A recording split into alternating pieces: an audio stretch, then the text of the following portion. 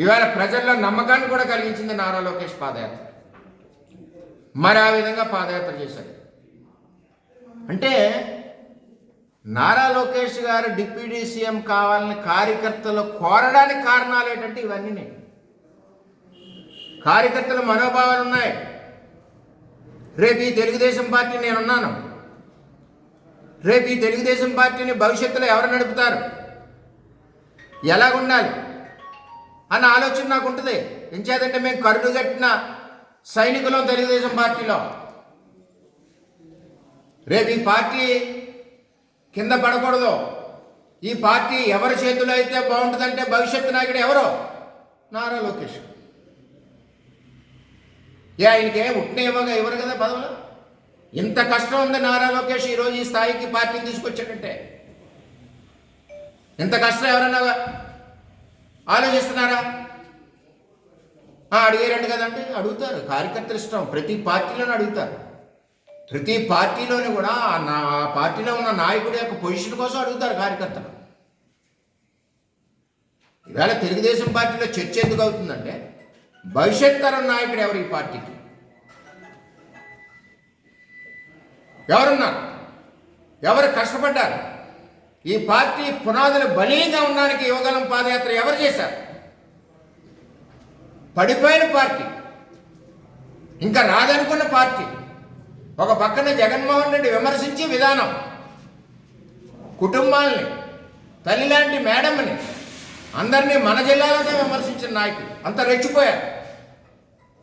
చంద్రబాబు నాయకత్వంలో, లోకేష్ సారథ్యంలో ఉవ్వెత్తులు లేచింది ఈ పార్టీ, తెలుగుదేశం పార్టీ. చేత ఏంటంటే ఇది నేను మాట్లాడేది అన్ని విషయాలు కూడా మీరు దయచేసి వక్రీకరించద్దు. మీరు అడిగారు కాబట్టి కడుపులో ఉన్న భావన కూడా నాలో ఎక్స్పోజ్ అయింది. ఇంచేతంటే చంద్రబాబు నాయుడు గారు ఎవరైనా పార్టీకి కష్టపడితే వారిని గుర్తిస్తారు. ఇవాళ నారా లోకేష్ ఇంత గొడ్డి చాకరీ చేస్తే తెలుగుదేశం పార్టీ కోసం, తెలుగుదేశం పార్టీని నిలబెట్టడం కోసం, రాష్ట్ర ప్రజల భవిష్యత్తు కోసం కష్టపడిన నాయకుడు నారా లోకేష్. చిన్న పిల్లల్ని అడిగితే చెప్తాడు. ఎంతోమందికి ఉపాధి కల్పించిన నాయకుడు నారా లోకేష్. 1 కోటి మంది సభ్యత్వాలు చేసిన నాయకుడు నారా లోకేష్. చేత డిప్యూటీ సీఎం కావాలని కేడర్ కోరుతున్నారంటే అందులో తప్పేం లేదు. వారి మనోభావాలు. డిప్యూటీ సీఎం కావాలని కేడర్ కోరుతున్నారంటే అందులో తప్పేం లేదు. వారి మనోభావాలు. కానీ ఏ పార్టీ అన్నా అవ్వచ్చు, కార్యకర్తల మనోభావాలను గౌరవించవలసిన బాధ్యత ఉంది. ముఖ్యంగా అది తెలుగుదేశం పార్టీలో సంస్కృతి. అంచేత వాళ్ళ మనోభావాలు ఎలా ఉన్నాయన్నది ఈ రాష్ట్ర రథసారథి చంద్రబాబు నాయుడు గారికి తెలుసు. ఏం మాట్లాడారు మీకు తెలుసు కదా. పవన్ కళ్యాణ్ గారిని ఉప ముఖ్యమంత్రిగా చేయమని బీజేపీ కోరింది, అమిత్ షా గారు కోరారు. దాని మీద మీరు గత్యంతరం లేని పరిస్థితుల్లో ఉప ముఖ్యమంత్రిగా పవన్ కళ్యాణ్ గారిని పెట్టారు.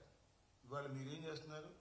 ఉప ముఖ్యమంత్రిగానంట పవన్ కళ్యాణ్ గారు ఒక పక్కన ఉంటే రెండో పక్కన ఆయన కుమారుణ్ణి తెచ్చుకోవాలనే ప్రయత్నం చేస్తున్నారు. మీ ఇష్టం తెచ్చుకొని మాత్రం అభ్యంతరం లేదు. కూటమి ప్రభుత్వం కదా, మీరు తెచ్చుకోవచ్చు. మీరు ఎవరినైనా తెచ్చుకున్నారు ఆయన మంత్రిగా, మీరు ఎవరినైనా తెచ్చుకున్నారు ఆయన మంగళగిరికి.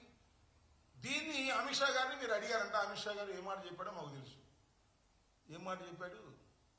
ఏమండి చంద్రబాబు నాయుడు గారు, మీ ఓడిని కాస్త కంట్రోల్లో ఉండమనయ్యా, ఎక్కడ పడితే అక్కడ ఏళ్లు పెడుతున్నాడు, ప్రభుత్వానికి చెడ్డ పేరు వస్తుంది, ఉప ముఖ్యమంత్రి లేదు, ముఖ్యమంత్రి లేదు, కాస్త ఆగండి, మీ స్పీడ్ తగ్గించండి, మీ అబ్బాయి స్పీడ్ తగ్గించండి, మీ అబ్బాయి ఎక్కడ పడితే అక్కడ వసూలు కార్యక్రమాల్లో నిమగ్నమైపోయి ఉన్నాడు, కాస్త జాగ్రత్త చేసుకో నాయనా అని ఒక మంచి సలహా ఇచ్చాడంట. ఆ సలహాని బయటకు రాకోకుండా మీరు ఇవాళ ఇలాంటి పుంఖాలు కథలు జగన్మోహన్ రెడ్డి గారి నివాసాల మీద, వాటి మీద, వీటి మీద రాసేటటువంటి ప్రయత్నం చేయడం అనేది ఒక దిగజారిపోయినటువంటి వ్యవహారాలు మీరు చేస్తున్నారు.